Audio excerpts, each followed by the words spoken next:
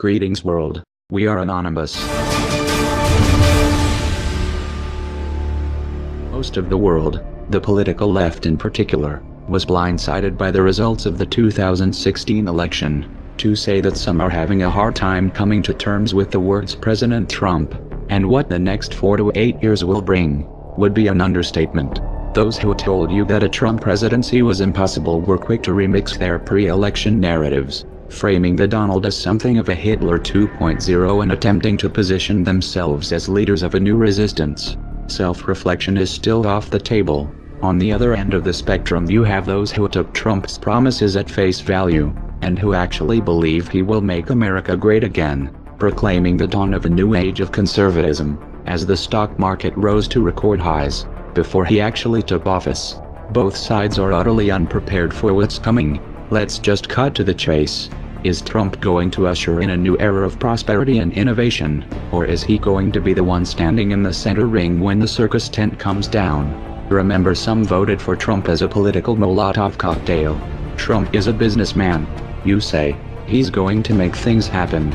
Cut taxes. Cut regulation. Invest $1 trillion in infrastructure including a ginormous wall.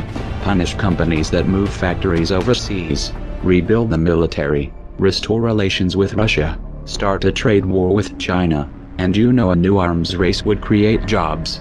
There's a lot to unpack there, and those are debates worth having. However, much of this hinges on a variable that Trump doesn't control: the Federal Reserve. The Federal Reserve has held interest rates near zero for close to a decade. They also engaged in quantitative easing from 2009 to 2014, accumulating $4.5 trillion worth of mortgage-backed securities and treasury notes. They are still holding those assets, by the way. This inflated stock and bond market bubbles of historic proportions. When a friendly face is in the White House, crashes are typically attributed to a war, a terrorist attack, or some other external variable. For example, 9/11, which masked the unraveling of the tech bubble in 2001. The Trump administration, however, is an excuse in and of itself. Word is the Fed is leaning towards increasing interest rates aggressively in 2017, and may engage in any inflationary measures to offset Trump's infrastructure stimulus plans. That means that the flow of money and credit is about to be tightened. It also means the Fed is setting itself up for a showdown. If Trump plays by the rules, he will have to wait until 2018 to replace Janet Yellen. A lot can happen within that time frame. Trump's personality is a wild card. He's impulsive, he fights dirty, and he fights to win. He also happens to have a history with organized crime. If Trump goes to war with the Federal Reserve, this could get out of hand in ways that most can't even imagine, especially when geopolitics are factored in. As a result, the US dollar's position as the world reserve currency is going to be in play. Add to that backdrop a little social unrest on the domestic front. If recent history serves as any indicator, we can count on seeing some kind of racially charged flashpoint involving the police during the Trump administration, probably before 2017 is over. It's also fairly safe to say, given recent history, that some of these protests will turn violent and destructive. The trend has been towards escalation. Having Trump in charge will take this to a new level.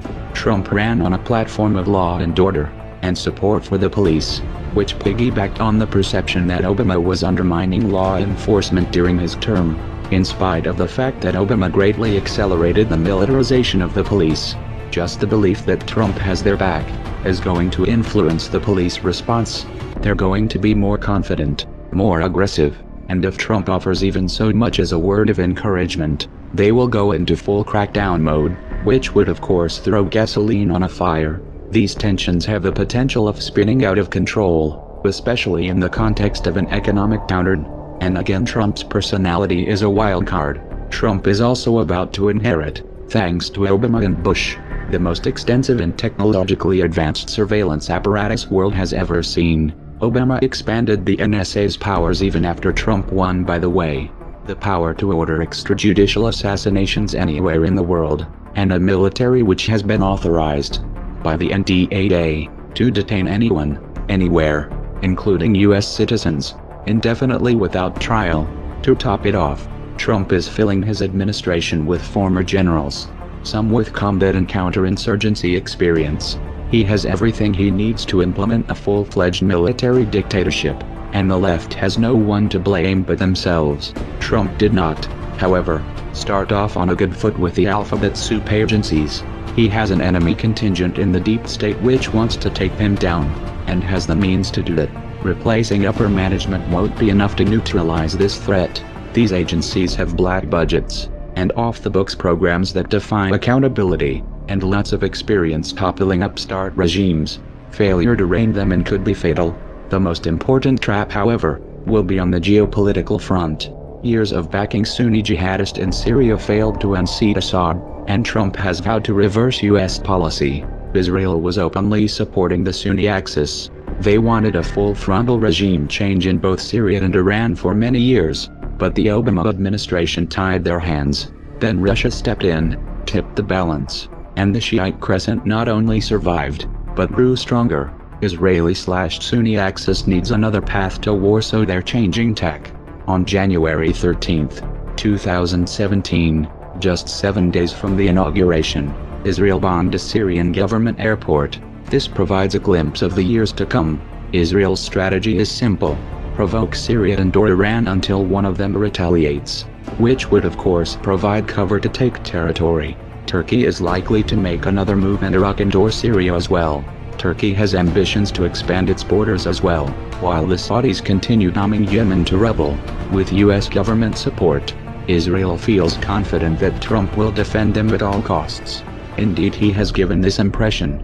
But will he take the bait? Here Russia is a wild card. What happens if Russia moves quickly to provide Syria and Iran with the means of defending themselves? What happens when Putin and Netanyahu are competing for Trump's ear? With all the other variables in play, will Trump even have the means to influence the outcome in this region? Expect alliances in the Middle East to shift rapidly during the Trump years, with unexpected consequences. In particular, watch for a play on oil that undermines the petrodollar. Making America great again was never on the menu. Trump wasn't supposed to win. He was supposed to be the decoy. This was reality television does politics. Literally. The Democrats thought he was so bad that he would take attention off of Hillary's baggage. So the Clinton campaign pulled strings with their friends in the media to help him in the primaries. We know this thanks to the John Podesta email leaks. We need to be elevating the Pied Piper candidates Trump, Cruz, Carson, so that they are leaders of the pack and tell the press to take them seriously. The DNC, and their corporate media lackeys, then worked to marginalize the Bernie Sanders campaign, and used a secret agreement backed by leverage, to prevent him from attacking Clinton. This was confirmed by the DNC email leaks. Oops. You can't unthrow a Molotov cocktail. So get your popcorn, and buckle up. The show is about to begin.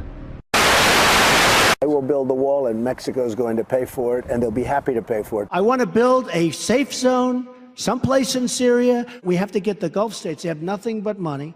We got to get them to fund it. We got to get them to put up the money. I will take care of women. I promise I will never be in a bicycle race. If I'm president, you're going to see Merry Christmas in department stores, believe me. I would knock the hell out of the oil areas. Would I approve waterboarding? You bet your ass off. I will find the General Patton, or I will find General MacArthur. I will find the right guy. My generals, by the way, they're not going on television, okay? Renegotiate our foreign trade deals. I want surveillance of certain mosques, okay? I will absolutely take database on the people coming in from Syria. And if I win, I've made it known, if I win, they're going back. We have to rebuild our infrastructure, our bridges, our roadways, our airports. Reduce our $18 trillion in debt. We are going to save Social Security, repeal Obamacare, and replace it with something really, really great that works. End Common Core. I will take jobs back from China. I'll take jobs back from Japan. I'll take jobs back from Mexico. Sadly, the American dream is dead. But if I get elected president, I will bring it back bigger and better and stronger than ever before, and we will make America great again. Thank you. Thank you very much.